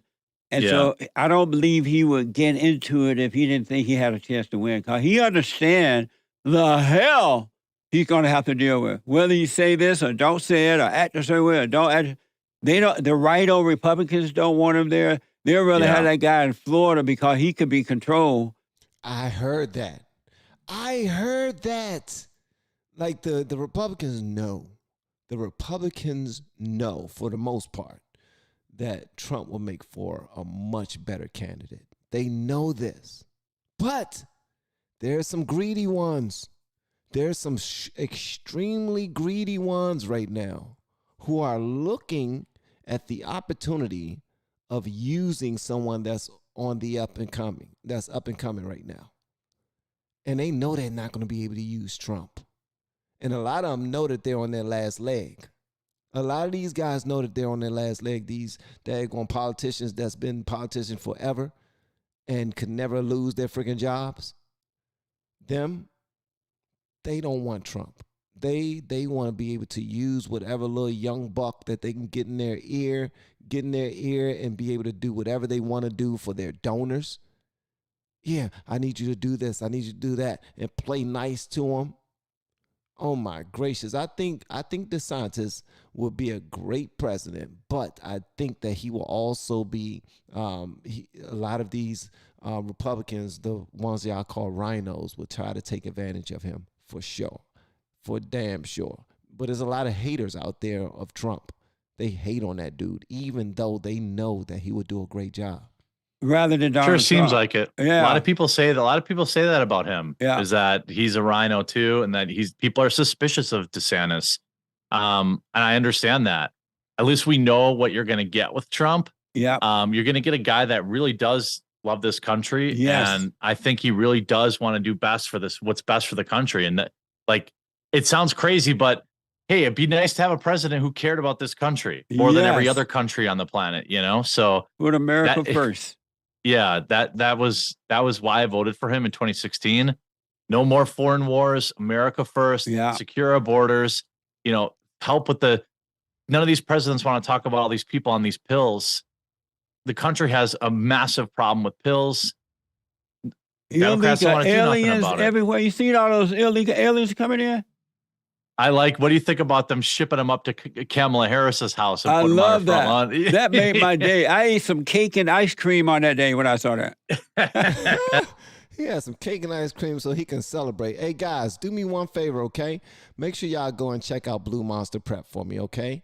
Now, Blue Monster Prep just makes sure they sponsor this channel. First of all, they sponsor this channel, and we are completely grateful. Thank you so much to BlueMonsterPrep.com. What they do is they make sure that your families are taken care of in the event of a catastrophe or an emergency. You need extra waters, extra foods, first aid kits, bleed out kits for your car, for your job, whatever.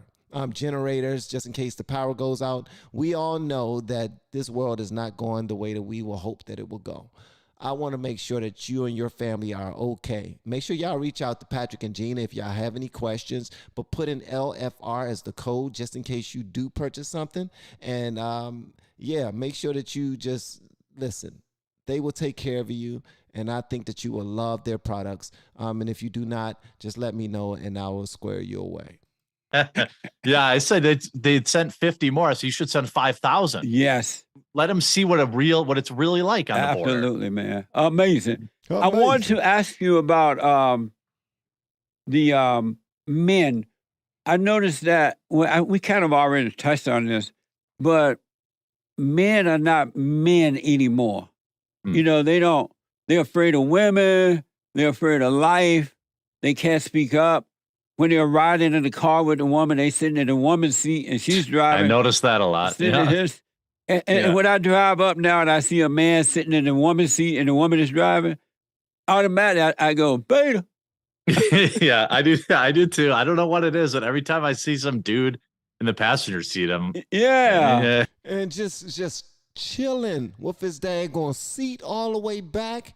And then sometimes, I swear to goodness, man, I look at these dudes, these punk dudes at the daggone gas station, and they still chilling in the daggone passenger seat, and their girl get out and start pumping the gas. Dude, not only is she driving you around, but she's paying for the gas and pumping it herself. Why the hell are you there? What's your point? What's the point of you being there? Huh? I don't get it, man. I really don't get it. Somebody, and don't say that a dad should have taught him. A father didn't teach me how to treat my lady. I treated her like that because I felt like she deserved to be treated that way. So I open doors. I do everything that a man should do for my wife, and have been doing this since I was 15 years old. I was a lot more rude, but, you know, I went through my stages. But men need to be men more. It doesn't look right. It doesn't look right, man, because it's not right. It's not normal. Yeah, what would it take to turn them around? Well, I think what's going to happen is you're going to end up with a lot of men alone, childless, womanless in their 40s and 50s. And because you've got a whole generation of men who are, like you said, literally afraid to talk to women. Yeah. They spend their time online all day. They don't even know how to talk to people in general. Yeah. So there's two options for a lot of these guys. Hookup culture, so they can go get herpes or something. Hookup culture. Yeah, go get you something. Go get burnt. Everybody go get burnt. We're having a burnt party. All right, I'm bringing the water. Oh, what? No, I'm bringing the What's the medicine that you give them when people get burnt? I don't know. That's what I'll bring for everybody. With these apps. Hey, shout out to Joshua, man. Thank you so much. I recently found your channel, and I love your content. Here's a beer on me for all your hard work. God bless. God bless you too, Joshua. Thank you so much. That was amazing and very uplifting, and I appreciate it. My cat's name is Karen. I just want to say your name. That's a dope name. Apps or be single. And I see it. A lot of male friends of mine in their late 30s are just, they're just dipping out of the game. They're not gay. They're just, I'm not, I'm cool. Yeah. I've got all the free time I want. I've got all the money I want. And there's more and more of that. Yeah. And I I think you're going to have a kind of a reckoning here in the next 10 years where a lot of these guys end up, now they're 50 and now they're like, dang, Yeah. you know, I'm alone. It's sad too, man, because the order of God is God in Christ, Christ in man, man over woman, and woman over children. And just as the man need Christ to be his example to lead him, women need men to lead them and to be that example, even especially in the home with raising children and things like that. And by attacking men and destroying them in this matter, whether it's happening in the home or where, you're really setting the world up, the country up to be destroyed because men were created to lead and not to follow. That is true. Men were created to lead, not to follow. Penicillin, that's what it was. Penicillin. Not aloe vera. Somebody wrote aloe vera. It was penicillin. Well, they also attack traditional femininity too, right? Yeah, absolutely. So the use in the, I mean, I saw a chart once basically where like women were never happier than in the 50s and 60s staying at home and being a housewife. Yeah. It's not, I mean, so I don't understand. You're going to end up, by the way, similarly with a whole generation of bitter, alone women who are going to point the finger at everyone else and say, well, or you see all these career women who are like, oh man, I've really got a great career, but I have no kids and I have no family, I have nothing. And they're too old now. Yeah. I hear that a lot already, man. Yeah. It's, hey, thank you for the subs, guys. I really appreciate it. It's true. I mean, there's a shocking amount of friends of mine in their late 30s and early 40s that are still single. They have good jobs. They have good earning jobs, no kids, no prospects.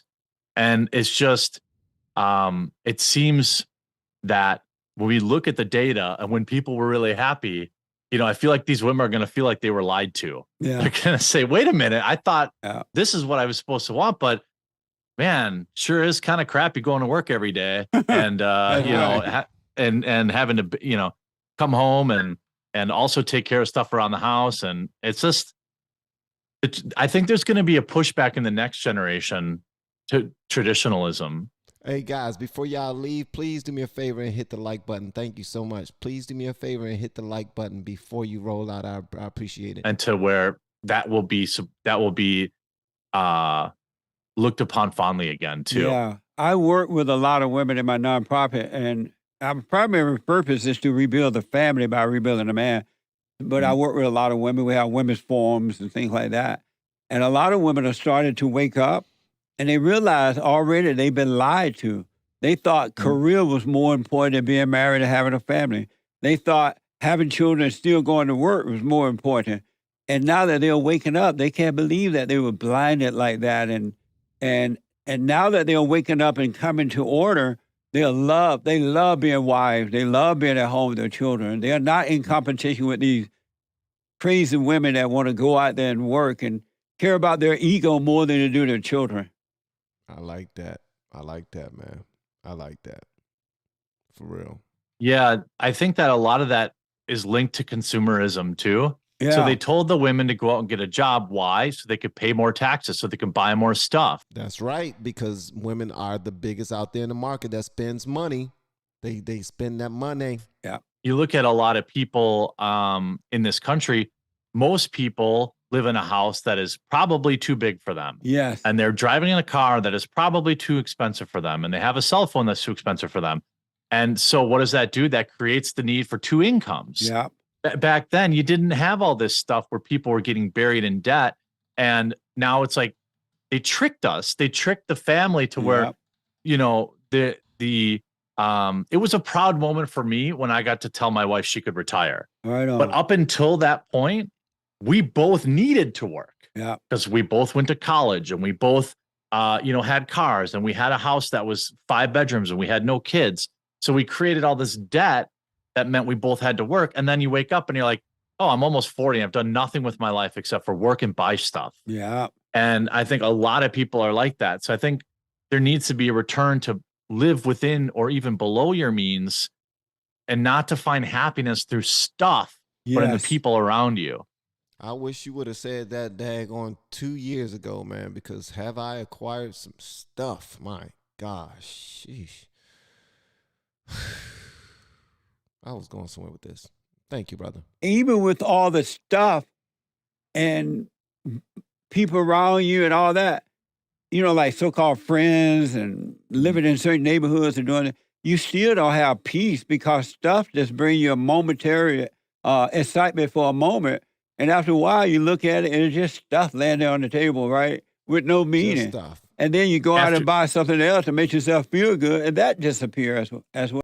That's right. Everything just sits there and piles up as stuff, and we become daggone. What do you call it when you can't stop collecting things? You become God dang it, brain fart. What's it called, guys? Y'all know when you just always collecting a whole bunch of stuff, and next thing you know, you look up and you got all this. You're a hoarder. Thank you so much, Best Auntie. Thank you, NVIDIA. I appreciate that. You're a hoarder. And we all just become freaking hoarders after a while, and this is not cute. Thank you, Scooby. Yeah, and it keeps happening quicker and quicker. So you have to buy more and buy more. Yeah. And I think that was, you know, I don't get too much into the, you know, or the theory of overarching evil, but it feels like that was on purpose. Yeah. That they wanted to make people work so that they could buy more stuff, so they could pay more taxes. And people are, I would argue, less happy now than, I mean, I haven't been around as long as Israel, but people sure seemed a lot happier in the 90s. They were, man. Yeah, I mean, like 100%. race relations seem better in the 90s than they do now, 30 years later. Yeah. Now, maybe it's just because of the way things are reported. Like, again, I'm telling you, you're right about that. When I was growing up, man, in Alabama, on a plantation, it was much better than the race relations were much better than, I mean, it was a difference than night and day. What is going on now? And they lie about those days. They tell you, oh, really bad. Black people enslaved. Music was better back in the 90s. That's my take. I will say it's because of the music. You know, when the music is popping, and the 90s had great music, in my opinion. That's how me and my wife met. My wife and I met, you know, through music. I was a music head, man. I loved to sing. I loved to be anywhere a part of the mix of music. Music was amazing.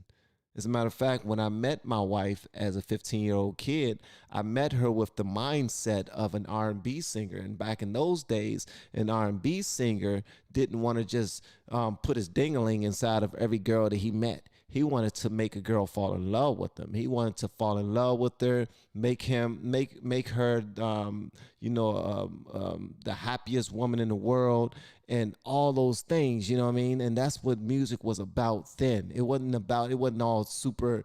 The R&B music is what I'm talking about. It wasn't all super disrespectful. It was slow. It took its time. You know, we had some nasty joints too, but you know what I mean? It was more so about love and less about disrespect.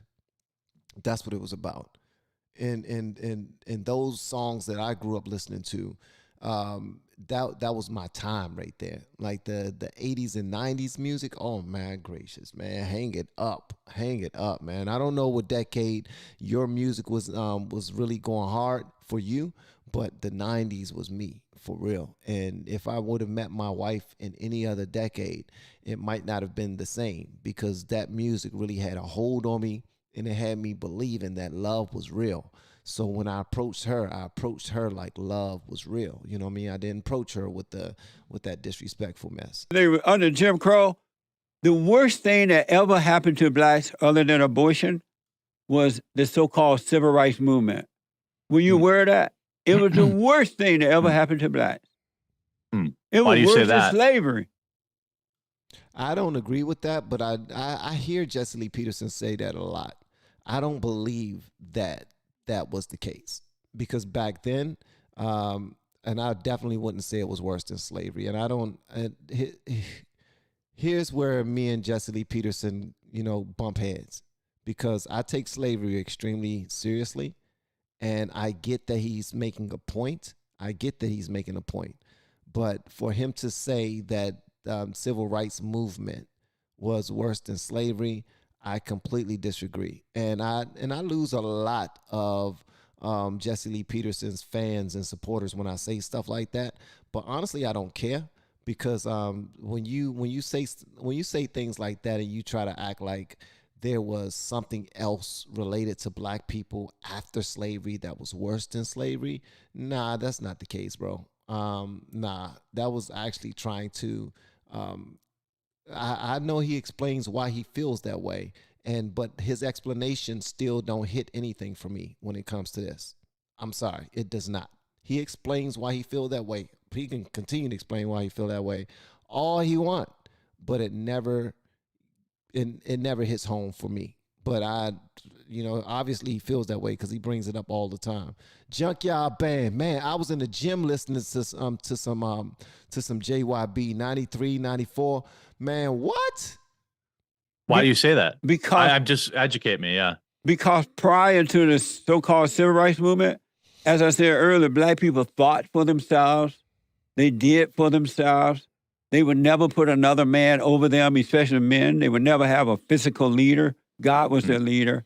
They would never depend on the government. I didn't even know the government existed until I moved to the inner cities. And so, but when the civil rights movement came along, they made up this crap about, oh, black people are slaves, black people this, and they made the blacks think that we are here to help you. We are here to save you from the white man. We are here to give you freedom, when it really was a socialist movement in order to control the blacks. And Martin Luther King and all those people set themselves up as the leaders of the blacks, and they sold the blacks to the Democratic Party for a government check. And it's just been downhill because blacks stopped thinking for themselves. They got into color. They started to blame, and they have not recovered from that. They've gotten worse. Okay, I understand his breakdown. I get that breakdown. It's still not worse than slavery, but I completely get what you're saying. And what you're saying actually makes a whole lot of sense. It makes a hell of a lot of sense. Thank you for the sub, Jay Working. It makes a hell of a lot of sense. But I still don't think it's worse than slavery, but I see what he's saying, though. I don't even think it's close. Yeah, it sure seems. And again, I say this as a white guy who lives in the middle of the country. It is rare that I see anybody who is black. So I understand my, I'm not, but I'm an outsider. But it sure seems like it's time for some kind of change in that community. When you look at, and this is one of the most dangerous lines to go down, is statistics. When you look at who is hurting the black community more than anyone else, you start looking at stuff, they're hurting each other. Yeah. But no Black Lives Matter show up, nothing. And blacks are killing one another. They're killing children. They're robbing and raping and carrying on. Big facts. Where have they been? Thank you, Jesse Lee Peterson. Thank you. In their own communities. And instead of going down there and saying, hey, Black Lives Matter, they go to the white people because the white people have the money. And they said, Black Lives Matter, okay. Yeah, right. Yeah, because if it's like we got to handle this in-house. It's one of them type of family situations where if it's black people that's doing things to black people, we go over there and we whisper it and we try to make sure, listen, brother, you can't be doing that to your other brothers around here, okay? All right. Well, listen, I love you. Keep on doing your thing, but come on, no more shooting people, all right? Y'all be nicer to each other. I'm out. And they never really make any noise, man. And it is organizations that stay knee deep in the hood trying to clear these situations up. I know people who still live in the hood and still try to help these youngers out a whole lot. But Black Lives Matter, man, that organization, bro, I really want to know why I don't get it, man. It's just so many questions. And nothing's gotten any better. Right. Chicago's still, I wouldn't go to Chicago anymore. I used to go there a lot in the early 2000s, but now, no way. I won't go there either. I'm black. Well, you got to be there and live there in order to feel comfortable being there. And actually, it's not a bad place to be. Being in the deepest part of the hood is not a bad place to be for the people who live in the deepest part of the hood, because for them it's fun, for them it's life, for them it's exciting, for them it's everything, for them it's black culture, for them it's them learning how to survive in the world, and they just don't understand yet. They don't understand everything else that can come from this. They don't get it. They don't see past where they are, and you can't really see past where you are unless somebody shows you. Unless somebody show you, somebody got to be that example That's why I'm working so hard to try to get to a point where I can really be extremely effective to the Black community, especially where I'm from. I want to be able to do that. I really do. I really do, man. Well, that's for a different reason, probably. But I mean, I see this stuff. Like, I mean, how do you not? I see people going into these stores and just stealing stuff and walking out. The lawlessness. It's obviously it's just still, it comes down to individual decisions. Nobody's makes you commit crimes because you're poor. This is one of the biggest BS arguments I've ever heard. That's just such a cop out. Oh, it's a poor community. There's so what? That doesn't. Nah, no Black people got on me for not talking smack about Jesse Lee Peterson. Actually, people enjoy, every single person I talk to actually enjoy what I'm doing, and I thought it would be the opposite way. For real, I know a great deal of people who, when I talk to them now, they say nothing but nice things about my channel and what I'm doing. I'm like, whoa, I'm actually surprised, because at first it wasn't that way. That doesn't make you go stab people. That doesn't make you go rob people. That doesn't make you, it doesn't excuse it. It might be a factor. When I was growing up, it don't excuse it. Thank you so much, Jeremy. It does not excuse it at all, man. Man, you're so right. I lived in a tin roof house. When it would rain, you could hear the rain pounding on the tin top, right? Yeah. And my bathroom was outdoors. We had an outdoor toilet. I worked in cotton fields. I did those things. And not once did it ever occur to me to go steal something. You know, so it's not true, man. It wasn't the culture back in your day, my brother. It wasn't the culture yet. It wasn't built up yet that this is what we do when you're on the bottom. Like you have a green light to do it. Like when you have so many people out here who are excused and they're like, I understand these young boys, they ain't got nothing else. What they gonna do? So they gonna come take yours. That's what they do. You just gotta keep praying for them. And I don't excuse it either. I really don't, man. But the culture of doing that now is getting worse and worse and worse and worse and worse and worse and worse and worse. And that sucks. Poverty doesn't cause you to steal. The lack of character causes that to happen. Yeah. Yes. Absolutely. And I've seen plenty of really poor neighborhoods that were not robbing each other. Right. Yeah, you have some element to it. You got one or two people who are trouble or whatever, but I lived in lower middle class neighborhoods my whole life, and people weren't breaking into each other's houses and stealing from them. It just wasn't the case, I got so many other things I wanted to talk to you about, man, but the time has gone by. I got to throw you on the hot seat. It's hot seat time. A Storm Montpelier. Hopefully I said that properly. Thank you so much. That means a lot. I really appreciate that. And and I need you to answer these questions as quickly as possible, all right? Okay, here we go. Okay. Here we go with the hot seat, the hot seats, the hot seats. He usually asks people the same questions. All right. The hot seat. Do you love white people? Yes.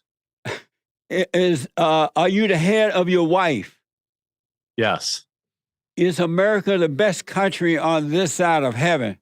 Yes. Do we need more white babies? Yes.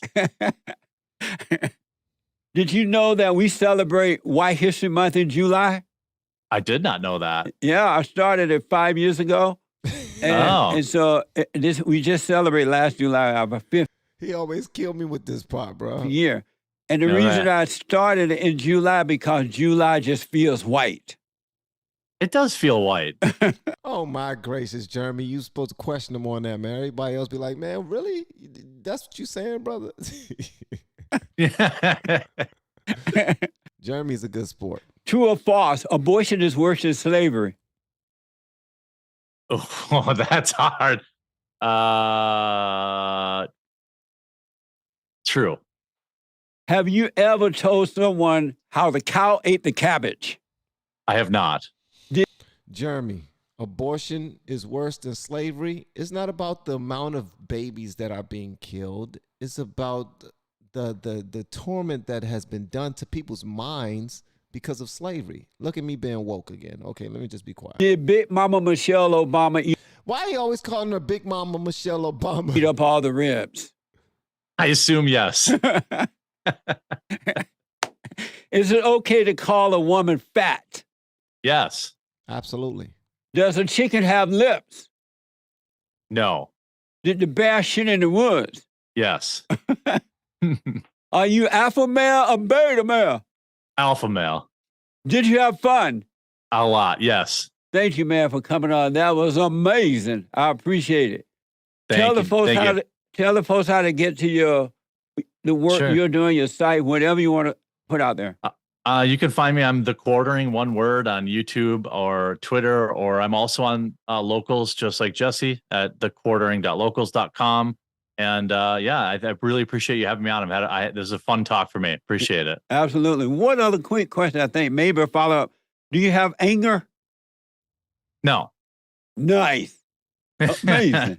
Well, thank you, man. I totally enjoyed it. I wish you well.